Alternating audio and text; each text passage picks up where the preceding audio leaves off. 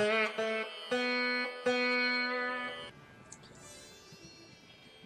हम शिवाम्बु के बारे में बात करने वाले हैं और शिवाम्बु के बारे में बात करते वक्त वो अपने प्राचीन ज्ञान के बारे में बात करेंगे।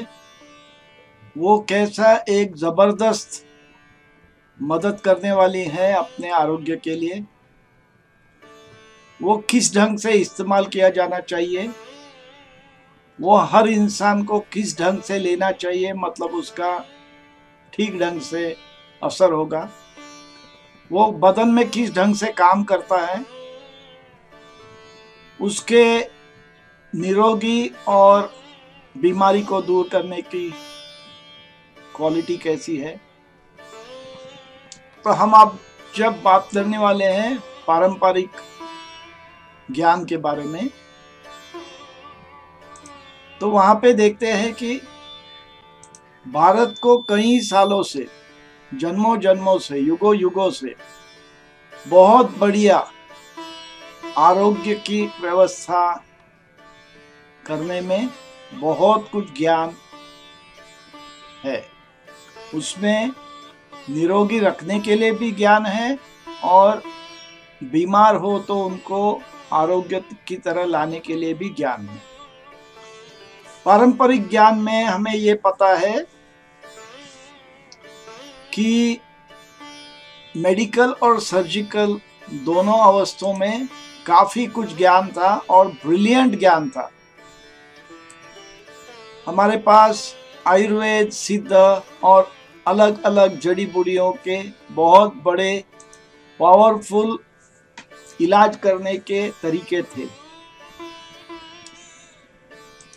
ये इतने बढ़िया थे कि आम आदमी के घर में भी अपने स्पाइस बॉक्स, मतलब मसाले का डब्बा जो होता है, उसमें जो जड़ी बूटी होती है, उसमें कितने सुविधा शास्त्रीय हिसाब से अपने तबीयत के लिए, तंदुरुस्ती के लिए दवाई की तरह इस्तेमाल कर सकते हैं, उस पर भी ज्ञान किया जा सकता है। तो ध्यान में आता है कि हर घर वाली औरत के पास बेसिक एजुकेशन और इमरजेंसी मेडिसिन के बारे में काफी कुछ ज्ञान हुआ करता था। वो भले वो किस ढंग से खाना खाए, किस ढंग से जड़ी बूटी का इस्तेमाल करे, वो अपने मसाले के डिब्बे में जो भी औषधीय गुणवंत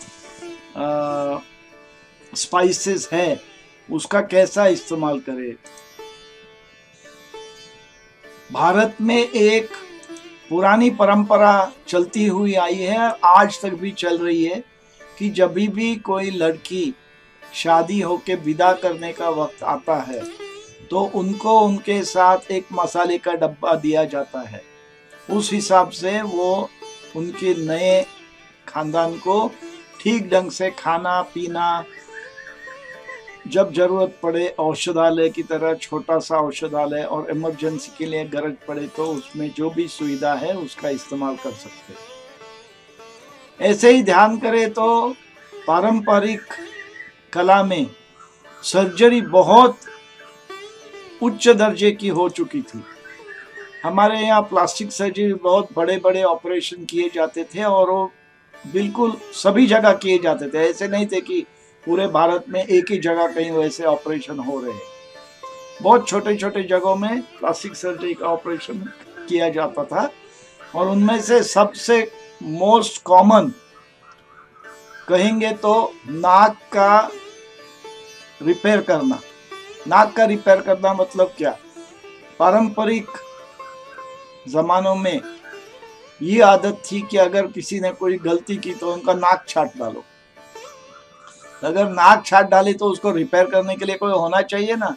इसीलिए काफी कुछ सर्जिकल लोग, वैद्य लोग होते थे जो सर्जरी करके इतना बढ़िया काम करते थे कि नाक काटा ये भी पता नहीं चलता था।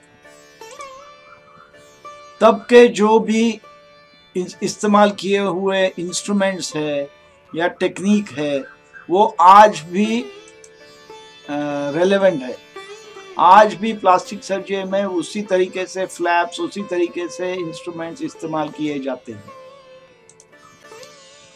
इसी तरह पारंपरिक अपनी ज्ञान में योग, ध्यान, व्यायाम शास्त्र, मार्शल आर्ट्स में कलरीपट्टू है, कृष्णी विद्या है, और ऐसा कहा जाता है कि बौद्ध धर्म जो चीन चले गए, उन्होंने वहाँ पे शाओलिन जो सिखा के छोड़ दिया, वो आजकल शाओलिन बहुत बड़ा मानते हैं, लेकिन असलियत में शाओलिन वाले भी जानते हैं कि बौद्ध धर्म ने उनको शाओलिन दे दिया, मतलब भारत से चला गया वहाँ पे। और ये सब है अपने यहाँ निरोगी रखने के लिए, प्रिवेंटिव स्ट्रेटजीज। अच्छी तरीके से तबीयत रखो, अच्छी तरीके से फिटनेस करो, इसके लिए है। वैसे ही शिवाम्बू के बारे में कहा जाता है कि शिवाम्बू ऐसी चीज है जिसका इस्तेमाल किया जाता था निरोगी रहने के लिए और उच्च दर्जों का बढ़ाव लाने के लिए। उच्च दर्जों का बढ़ाव मतलब क्या, अगर ध्यान धारणा करो, कोई साधना करो, तो उसके लिए। तो शिवाम्बू ये है क्या चीज? तो अब हम शिवाम्बू के पास जाएंगे। शिवाम्बू ये ऐसी चीज है जिसमें हम पेशाब का इस्तेमाल औषधीय के लिए करते हैं। वो औषधीय के लिए इस्तेमाल ऐसे करते हैं, वो बदन में पीने से भी फायदा हो सकता है और बाहर से लगाने का भी अलग फायदा होता है। तो उस पर हम थोड़ी गप्पा करेंगे, चर्चा करेंगे। पारंपरिक कालों से जब देखा जाता है तो पता चलता है कि शिवाम्बू में सबसे बड़ा ग्रंथ जो जगत में है वो अपने देश में है। वो शिवाम्बू कल्प विधि करके एक ग्रंथ है। वो दामर तंत्र का एक चैप्टर, एक छोटा सा हिस्सा है। उसमें 1 से 107 श्लोक है और आजकल के सभी ग्रंथ, सभी शिवाम्बू की खबर जो भी है उसमें इतना डिटेल में कहाँ भी खबर नहीं है। काफी आयुर्वेद सिद्धा वाले कहते हैं कि हमारे शास्त्र में शिवाम्बू का उल्लेख किया हुआ है, लेकिन वो सब उल्लेख बिल्कुल छोटी छोटी चीजों, एक आधा श्लोक, एक श्लोक कहीं तो होगा। उसमें भी काफी जगह इस्तेमाल ऐसा किया है कि उसका इस्तेमाल करो।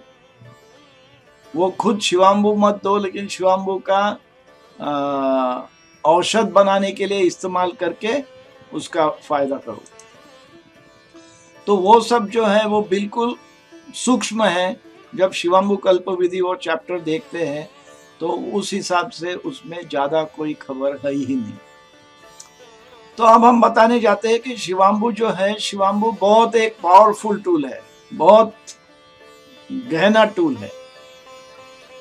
शिवाम्बू कल्प विधि ये 107 श्लोक का भगवान शिव ने देवी पार्वती को ज्ञान दिया हुआ है। ये श्लोक हम अलग अलग सेक्शन में डिवाइड कर सकते हैं। तो उसमें से पहला बात आता है कि उसको कैसा इस्तेमाल करना। दूसरी बात आते है शिवाम्बू के क्या फायदे होते हैं, शिवाम्बू किस ढंग से अलग अलग लिया जा सकता है, उसमें औषध मिक्स करना हो तो अलग अलग ढंग के औषध किस लिए कैसे करते हैं, उसके फायदे क्या हो गए, उन सब बारे में काफी कुछ डिटेल में खबर दी हुई है। उसमें यह भी बताया गया है कि अगर बदन पे बाहर से लगाना हो तो कैसे इस्तेमाल किए। और आखिरी का श्लोक भगवान शिव ने बताया है पार्वती को, देवी पार्वती को, कि ये आपके पास बिल्कुल सीक्रेट, किसी को ज्यादा बताने जाना नहीं। अभी ये मैंने मेरे 30 साल के शिवाम्बू प्रैक्टिस और शिवाम्बू प्रचार के बारे में ध्यान में आया है मेरे, कि वो काफी सत्य है। क्योंकि जब भी किसी को भी पता चलता है कि मैं शिवाम्बू का प्रचार करता हूँ तो लोग मुझसे जरा दूर होना चाहते हैं, मुझसे जुड़ना नहीं चाहते हैं, क्योंकि उनको लगता है ये क्या है।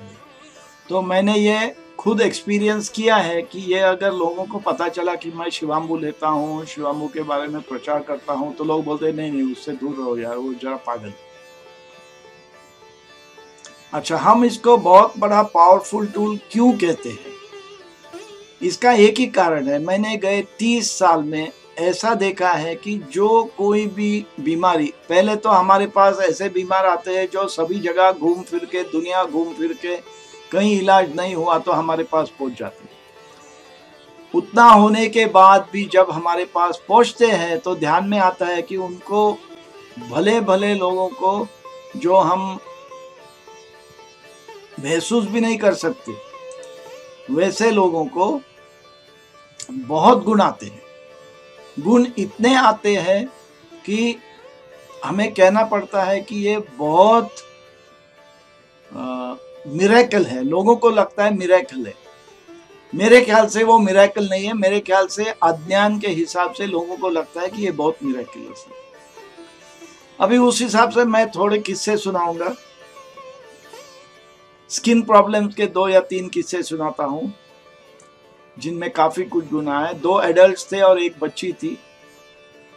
तीनों में खुजली होती थी। एक को तो इतना बुरे हाल थे कि अगर हम लेदर चमड़े का टुकड़ा लेकर उसके बदन पे लगा दे तो उस ढंग की उसकी स्किन हो चुकी थी। इतनी कड़क, इतनी खराब हो चुकी थी। काफी बदन पे जगह जगह पे था। दूसरा था जिनको फोड़ी आती थी, फूट जाती थी और उधर से फिर पस और गंदगी बहती थी। वो हर 1-2 महीने में वो होता था, पैर में सूजन होती थी वगैरह वगैरह। और छोटी बच्ची थी, वो उसको खुजली आती थी। खुजली इतनी आती थी कि नींद में भी वो खुजाती थी और खुजाते खुजाते खून भी आ जाता था तो भी उसको पता नहीं चलता था। उसमें से हम तात्पर्य निकाल सकते हैं कि इतनी खुजली आती होगी तो उसको अपने खुद को कितनी दिक्कत दे रहे, वो जान पहचान नहीं थी, वो खुजाती रहती। तो इन तीनों को जब शिवाम्बू बाहर से लगाने को बताया और पेट में लेने को भी बोला तो बच्ची को 1 महीने के अंदर काफी कुछ गुण आ गया। बाकी दोनों को 6 महीना, 8 महीना, 1 साल ऐसे लगे और तब तक वो इतने क्लियर हो गए कि अभी पता भी नहीं चलता है इनको कभी ऐसा प्रॉब्लम हुआ होगा। दूसरी बात यह है कि ये प्रॉब्लम जो है वो अगर कुछ निशाना छोड़ जाए, स्कार्स छोड़ जाए तो पता चलता है कि कभी तो ये प्रॉब्लम होगा। ये स्कार्स भी नहीं छोड़ पाया। बिल्कुल चकाचक चमड़ी ऐसी साफ हो गई कि जैसा इनको कभी कुछ ये बीमारी ही नहीं थी। दूसरे 2 किस्से हैं वो प्रिवेंटिव हेल्थ के बारे में। एक तो है जिनको, औरत है जिनको पीरियड्स के थोड़ी दिक्कत होती थी कि हर महीना उनको पेट में थोड़ा दर्द होता था, थोड़ा मूड में ऑफ होता था, थोड़ा वीकनेस लगता था, कभी कभी क्लॉट्स गट्ठे चले जाते थे खून में बह के। तो वो सूर्य नमस्कार सीखने मेरे पास आई थी। सूर्य नमस्कार जैसा सीखना शुरू किया उसमें थोड़ी सी सुधार हो गई। लेकिन जब आगे जाके शिवाम्बू प्राशन भी शुरू कर दिया तो 3 महीने में उनको ध्यान में आया कि अरे अभी मेरे पीरियड में कोई दिक्कत ही नहीं है, पता भी नहीं चलता है कि पीरियड आने वाला है। सिर्फ फ्लो होता है तब पता चलता है, लेकिन दिक्कत से नहीं। और तभी से अभी तक हम देख रहे हैं 5-6 महीने हो गए, बिल्कुल फर्स्ट क्लास चल रहे, कोई दिक्कत ही नहीं आती है उन्हें। ये सब देखने के बाद पता चलता है कि प्रिवेंटिव के लिए कितना फर्क पड़ता है। दूसरी बात है, अभी मैं मेरी बात बताता हूँ। मैं इतने सालों से शिवाम्बू ले रहा हूँ, ध्यान में आ गया है कि मुझे कोई बीमारी आती नहीं है। हाँ, बीमारी नहीं आएगी इतना मैं भगवान नहीं हूँ, लेकिन अगर मैं ठीक ढंग से जीऊँ तो प्रॉब्लम नहीं होता। हाँ, अगर मैं कम सोऊं, ज़्यादा खाना खाऊं, बेवक्त खाना खाऊं, ज़्यादा काम करूं, 8-10 घंटे के बदले 12-14-16 घंटा काम करूं, ज़्यादा थकान आ गई तो फिर मुझे भी बीमारी हो सकती है और होती है कभी कभी। लेकिन जब होती है तभी ध्यान में आता है कि शिवाम्बू लेने से वो फटके में दूर हो चली जाती है। दूसरी बात ध्यान में आया, ये अभी 30 सालों में मेरा पेट कभी भी बिगड़ा नहीं है।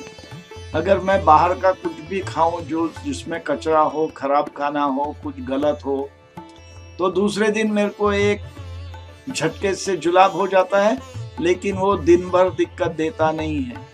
कोटा साफ हो जाता है, पेट से निकल जाता है, उसको रहने के लिए जगह नहीं होती है अंदर।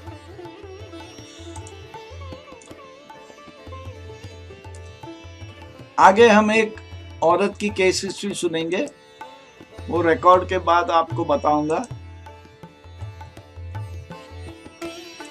ये औरत है जो मुझसे 1 साल हुआ मिले थे।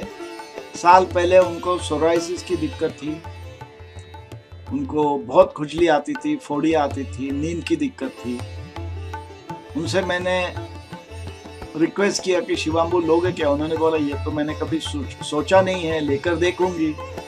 उन्होंने लेना शुरू कर दिया और इतना फर्क पड़ा। अभी 1 साल के बाद उनका सोराइसिस का तो नाम निशाना नहीं दिख रहा है। पैचेस का कलर भी बदली हो गया, खुजली तो आती ही नहीं है, वो फोड़ी भी नहीं है, नींद तो बढ़िया हो गई, तबीयत तंदुरुस्त हो गई, थोड़ा वजन भी बढ़ने लग गया। तो सब दिशा से, और उसकी वृत्ति अभी बदल गई है, वो एकदम पॉजिटिव हो गई। तो ऐसे रहे शिवांबू के काफी फायदे। तो उस हिसाब से देखें तो शिवांबू बहुत पावरफुल है और हमारे ध्यान में आया है कि वो काफी कुछ कर जाता है। हॅलो, मी एक मध्यमवयीन गृहिणी बोलते आहे। मला खूप वर्षापासून सोरायसिसचा, गॅसेसचा वगैरे त्रास होत होता, पण मी खूप साऱ्या थेरपीज ट्राय केल्या, होमिओपॅथी, ॲलोपॅथी, आयुर्वेदिक, पण तरी मला आराम पडू शकला नाही। नंतर मात्र डॉक्टर आनंद बापट यांच्या सांगण्यानुसार मी शिवांबू ट्राय केली आणि त्याचा मला खूपच उपयोग झाला। मला खूप खास सुटायची जखमा व्हायच्या गोल गोल स्वरूपाच्या, तर त्या खूपच कमी झाल्या, खाजही कमी झाली। मी डॉक्टर आनंद बापट यांना खूप धन्यवाद देते। त्यांना मी श्वासाचे त्यांनी मला टेक्निक्स शिकवले, त्याचाही मला खूप उपयोग झाला। धन्यवाद। तो आगे बढ़ के देखते हैं कि ये कैसा होता है, किस ढंग से उसको इस्तेमाल करना जरूरी है। हमारे ध्यान में आया है हमारे 30 साल का जो पढ़ाई करते हैं उसमें कि कई लोग अलग अलग ढंग से प्रिस्क्रिप्शन लेते हैं। कई लोग 1 चम्मच लेते हैं, कई लोग 1-2 बूंद लेते हैं, जीभ के ऊपर लेते हैं, जीभ के नीचे लेते हैं, कई लोग सिर्फ गार्गल करके थूक देते हैं। और शिवांबू कल्पविधि में बताया गया है कि तुमने पहले तृतीयांश और आखिरी का तृतीयांश छोड़ दिया जाए और बीच का ही लेना चाहिए। तो काफ़ी लोग वैसे लेते हैं, लेकिन मेरे हिसाब से, मेरे अभ्यास से ये ध्यान में आया है कि वो सब लेके बदन को इतना फ़ायदा नहीं होता है। इतने सालों से देख के हमको ध्यान में आया है कि काफ़ी लोग आधा आधा डोज लिया करते हैं और उस हिसाब से उनको गुण आने में दिक्कत होती है। हमारे हिसाब से पूरी की पूरी शिवांबू लेना जरूरी है, उसके बारे में आगे बात करेंगे। आखिरी बात यह है कि हमें ध्यान में आया है कि हर मरीज को काफ़ी लंबे तौर तक फॉलो अप करना जरूरी है, क्योंकि काफ़ी लोग शिवांबू लेना शुरू करते हैं, थोड़ा सा बीमारी सुधर गई तो छोड़ देते हैं। उससे क्या होता है, वो बीमारी थोड़ी सी दूर हो जाती है, लेकिन जब शिवांबू छोड़ दिया और कंप्लीट कोर्स नहीं किया तो फिर वापस आ जाती है।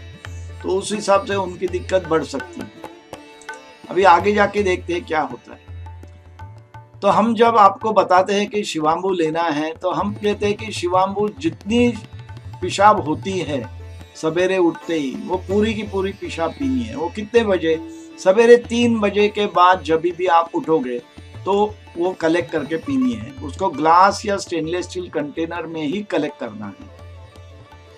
3 बजे के पहले अगर जाग आई, पेशाब करने गए 1:30, 2, 2:30 बजे, तो उसको छोड़ दो। 3 बजे के बाद तो भले 3:30 हो, 4:30 हो, 6 बजे हो। उसी तरीके से अगर आपको ज़्यादा जल्दबाजी से गुण आना चाहिए या आपकी दिक्कत काफ़ी लंबी चौड़ी है और काफ़ी गहरी है, क्रॉनिक डिजीज़ है, तो आपको अलग अलग ढंग के उपवास करने की ज़रूरत हो सकती है। शायद शिवांबू का उपवास करो, शिवांबू पानी का उपवास करो, शिवांबू फल का उपवास करो, शिवांबू फ्रूट जूस का उपवास करो वगैरह। अच्छा, उसी तरीके से जब हम बाहर का इस्तेमाल करते हैं शिवाम्बू का, तो कम से कम शिवाम्बू 8 हफ्ते पुराना होना जरूरी है, क्योंकि अगर ताजा शिवाम्बू यूज किया तो हमारे हिसाब से उसका गुण नहीं आता है। कम से कम 8 हफ्ते। मेरे पास अभी मैंने स्टॉक में रखा है 1 साल, 2 साल, 4 साल, 5 साल पुराना शिवाम्बू है, और उसकी अलग अलग ढंग की क्वालिटीज है, उसकी ताकत अलग अलग है। तो उस हिसाब से कम 8 हफ्ता पुराना होना जरूरी है। कभी कभी ये हो नहीं पाता, तो उस हिसाब से जब भी आपको अर्जेंट कुछ काम है तो पेशाब पकड़ो, पेशाब स्टोर करो, 1-2 लीटर स्टोर करो पूरे दिन का, और उसको 1/4 हिस्सा तक, 1/4 तक उसको उबाल के कम करते जाओ। 1/4 करने से वो फिर बाहर के बदन पर इस्तेमाल करने के लिए तैयार है। तो उस हिसाब से देख सकते हैं शिवाम्बू किस ढंग से काम करता है, अभी वो देखना जरूरी है। काफी लोग कहते हैं कि सिर्फ उससे एक लैक्सेटिव इफेक्ट है, कि कोटा साफ हो जाता है। कोटा तो साफ होता है, लेकिन उससे उसके साथ साथ न्यूट्रिटिव इफेक्ट, मतलब उससे काफी गुण मिलते हैं, ताकत भी मिलती है। तो कोटा साफ होते होते अच्छे द्रव्य भी मिलते हैं। जब कोटा आपका साफ होता है तो सवेरे उठ के जब आप शिवाम्बू लेने के बाद जाते हैं, तो कभी कभी आप संडास के लिए जाओगे तो बिल्कुल नल छोड़ा जैसा पूरा बह जाएगा। वैसा होने के बाद शायद आपको काफी गहरी भूख लगेगी। तभी एक जरूरी है कि उस वक्त ज्यादा खाना नहीं है, क्योंकि ज्यादा खाने से फिर आप दिक्कत ला रहे हो। जितनी नॉर्मल खाते हो उतना ही खाना है। हमारे ध्यान में ये आया है कि पारंपरिक वैद्यकीय शास्त्र में, आयुर्वेद, सिद्धा, एक्यूपंक्चर, इनमें काफी कुछ शास्त्रों में महत्वपूर्ण यही लिखा हुआ है कि, और बताते जाते हैं कि तुम्हारा कोटा साफ होना चाहिए। कोटा साफ हो तो सब ठीक रहे। अच्छा, हमारा कहना है कि ये एकदम फास्ट फूड की तरह है, क्योंकि जो आप खाते हैं शिवाम्बू में, जो भी एलिमेंट्स है, जो भी सोडियम, पोटेशियम वगैरह जो इंग्रेडिएंट्स है, वो जो खून में है वही पेशाब में है, वही शिवाम्बू में है। और ये लोगों को पता नहीं है। आपको पता रहेगा कि हम जब कुछ खाना खाते हैं, छोले खाते हैं, भटूरे खाते हैं, गोलगप्पे खाते हैं, भेलपूरी खाते हैं, दाल चावल खाते हैं, तो हमारे खून में तो वो सब नहीं है। हमारे खून में उस सब चीज़ों का क्षार जो बनाया हुआ है, सोडियम, पोटेशियम, मैग्नीशियम वगैरह वगैरह, वो क्षार बनने के लिए बदन उसको डाइजेस्ट करती है, और क्षार बनने के बाद खून में जाता है। लेकिन जब आप पेशाब पीते हो तो पेशाब में वही क्षार जो उस वक्त बदन में, खून में ज्यादा था, वही हाजिर हो जाता है। तो पेशाब एक ऐसी चीज है जो खून में जो भी क्षार इस वक्त जो ज्यादा है, वो एक्सेस है। समझ लो चाय के कप में तुम चाय भर रहे हो, अगर चाय पूरा भर के ओवरफ्लो हो गया और डिश में गिर गया, तो वो जो एक्सेस है, वो चाय तो अभी भी अच्छी है, वो बुरी नहीं है कुछ, लेकिन वो अच्छी चाय नीचे गिर गई करके हम फेंकते नहीं हैं। वैसे ही है पेशाब, जो खून में अब तक एक्सेस है वो निकाल के जाता है। अगर तुमने ज्यादा मीट खा लिया, सॉल्ट, तो ज्यादा नमकीन हो जाएगा। अगर आपने ज्यादा शक्कर खा ली तो शायद मीठा हो जाएगा। तो ऐसे वो बदन को बैलेंस करते रहते हैं। उसका हिसाब यह है कि जब आप यूरिन पीते हो, शिवाम्बू लेते हो, तो आप वो क्षार बदन में ले रहे हो, इसीलिए हम उसे फास्ट फूड कहते हैं। जब वो क्षार डायरेक्टली जाते हैं तो बदन को कुछ काम करना नहीं पड़ता है, बदन सिर्फ पूरे खून में उसको मिला लेता है, क्योंकि वो तो तैयार सिचुएशन में पहुंच गया है वहां पे। तो मैंने जैसा कहा, अगर आपने खट्टा ज्यादा खाया हो तो पेशाब में खट्टा ज्यादा आएगा, मीठा ज्यादा खाया हो तो मीठा ज्यादा आएगा। और महत्वपूर्ण ये है कि जब हम शिवाम्बू लेते हैं तो उसमें से सब क्षार खून में जल्दी के जल्दी मिल जाते हैं, क्योंकि वो सबसे बड़ा फास्ट फूड है, बदन को उस पर काम करना जरूर नहीं पड़ता। जब हम उपवास करते हैं शिवाम्बू लेते वक्त, तो वो तो बहुत ही पावरफुल कचरा निकालने के लिए बहुत बढ़िया सुविधा है। अब तक हमने आपको 2-4 जो एग्जाम्पल बताए थे उससे आपको ध्यान हो गया कि प्रिवेंटिव आरोग्य रखने के लिए, निरोगी रहने के लिए भी कैसा फायदा है और बीमारियों को दूर करने के लिए भी कैसा फायदा है। हमारे ध्यान में ये आया है कि ये निरोगी रहने के लिए शिवाम्बू जो बताया गया है वो बीमार लोगों को बदल के उनकी नॉर्मेलिटी को बदल देता है, उनकी दृष्टिकोण ही बदल देता है। उनको ध्यान में आ जाता है कि अरे ये नॉर्मल रहना मतलब कुछ अलग ही बात है। दूसरी एक चीज हमें ध्यान में आई है कि जो रेगुलर प्रैक्टिशनर्स कई सालों से शिवाम्बू कर रहे हैं, उनके काफी कुछ एक्सपीरियंस है कि वो उम्र से कम लगते हैं। अभी अभी की बात है, एक 4 हफ्ते पहले हमारे बिल्डिंग में एक मेरे ही जैसे एक बुजुर्ग थे, उन्होंने मुझे पूछा, बापट साहब आपकी उम्र क्या है? 50 के ऊपर? मैंने बोला नहीं, ऊपर जाओ। 60 के ऊपर? मैंने जो ऊपर जाओ। 65? मैंने बोला ऊपर जाओ। उन्होंने बोला अरे बाप रे, तुम इतने उम्र के और लगते तो बहुत जवान हो। तो ये तो चलते रहता है। दूसरी बात यह है कि बीमारियां कम होती हैं, क्योंकि तुम्हारी इम्यूनिटी डेवलपमेंट अच्छा होता है शिवाम्बू लेने से। तो उस हिसाब से बारीक सारीक छोटी मोटी बीमारियां आपके करीब नहीं आएंगी, वो आपसे दूर रहेगी। मैंने पहले भी बताया था, अभी फिर दोबारा बताता हूँ कि अगर आप बाहर का खाना पीना कुछ खाओ और लोगों का पेट बिगड़ जाता है, तो हमारा पेट बिगड़ता नहीं, वो हमारे पेट से निकल जाता है कचरा। कई लोगों का ध्यान में आया है कि अगर मच्छर आते हैं तो मच्छर उनके बदन पे बैठते हैं लेकिन काटते नहीं हैं, वो बदन पे मार्चिंग करना शुरू करते हैं। और कई लोगों का कहना है कि वो अगर काटेंगे तो वो ही मर जाएंगे, उसका मेरे को पता नहीं, लेकिन काटते नहीं, इतना जरूर ध्यान में आ गया है। काफी लोग शिवाम्बू प्राशन करने से कई सालों से वो जवान ज्यादा दिखते हैं। उसी उम्र के हिसाब से वो काफी फिट भी होते हैं, और कभी कभी वो जवान लोगों के साथ कसरत करते वक्त, कुछ ट्रेकिंग करते वक्त वगैरह ध्यान में आया है कि उनकी फिटनेस ज्यादा है और भी बढ़िया है।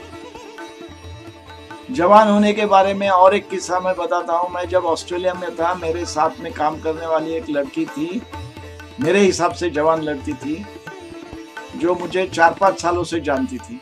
एक दिन मुझसे उसने बातों बातों में पूछ लिया कि बापड़ भाई तुम्हारा उम्र क्या है? मैंने बोला आप गेस करो। उन्होंने बोला 47, तभी मैं 58-59 था। मैंने बोला वाह वाह वाह।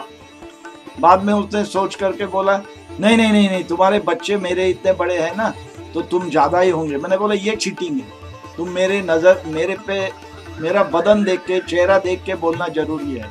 ये मेरा बाकी का हिसाब, मैं कितने साल से क्वालिफाइड हुआ हूँ, कितना एक्सपीरियंस है, वो हिसाब करोगे तो आपको अंदाजा आ जाएगा। वो बहुत हंसने लगी। बाद में उसने बताया कि लेकिन तुम तो हमारे साथ खेलते हो, हमारे साथ नाच कूद करते हो, जवान की तरह गप्पे मारते हो, तो इसीलिए मेरे को लगा तुम काफी यंग।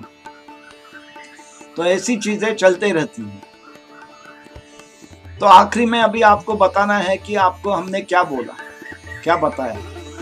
तो नोइंग में हमने आपको जानकारी दी कि शिवाम्बू क्या है, शिवाम्बू कैसे इस्तेमाल किया जाता है, शिवाम्बू के फायदे क्या है, शिवाम्बू कैसे उपचार किया जाता है, आप शिवाम्बू लेना चाहो तो कैसे करें, वो सब खबर आपको दे दी है।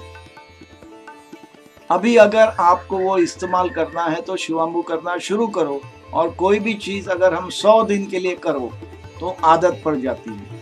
तो अगर आप हो सके तो 100 दिन के लिए करके देखो, आपके बदन में काफी कुछ बदलाव आ जाएगा, तबीयत में तंदुरुस्ती सुधर जाएगी, आपके बारीक सारीक बीमारियां हो तो दूर हो जाएंगे। और उसके बाद 100 दिन के बाद कहते हैं कि आदत पड़ जाती है। अगर आदत ही पड़ गई तो आप नए ढंग से निरोगी होने के रास्ते पे चलना शुरू करोगे। इसी हिसाब से मैं आपसे विदा लेता हूँ। अगले वीडियो तक नमस्कार।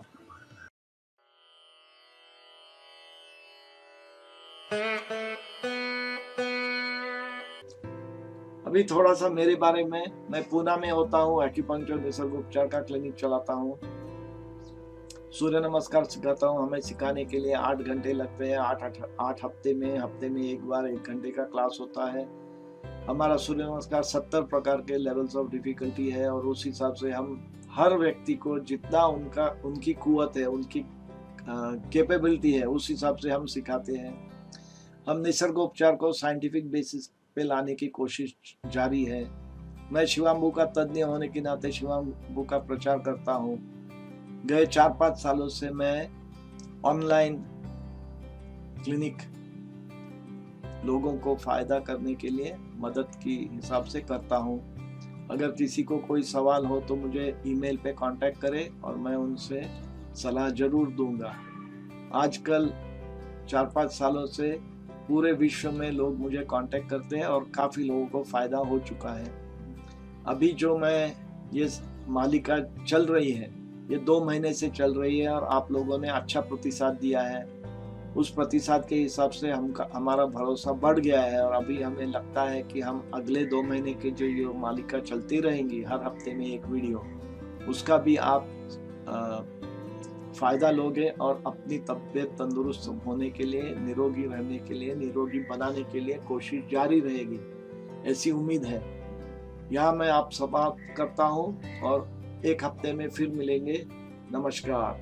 स्वास्थ्य के बारे में इस महत्वपूर्ण जानकारी के लिए हम आपके आभारी हैं। यह मालिका 15 से 22 भाग की है। इसमें अपने शरीर को तंदुरुस्त बनाने के लिए मदद होगी। ये मालिका आपको ज्ञान और शरीर को स्वस्थ रखने के लिए मार्गदर्शक बनेगी। हमारी ऑनलाइन शैक्षणिक और सपोर्ट सुविधा आपके स्वास्थ्य संवर्धन के लिए प्रस्तुत है। आपके संबंधित प्रश्न ईमेल कीजिए। आपको संक्षिप्त में हेल्थ सायरन की खबर और हमसे जुड़ने की जानकारी। अगर आपको यह वीडियो पसंद आया तो इस चैनल को लाइक और सब्सक्राइब करना ना भूलें। Download app Health Siren for all health solutions at your doorstep.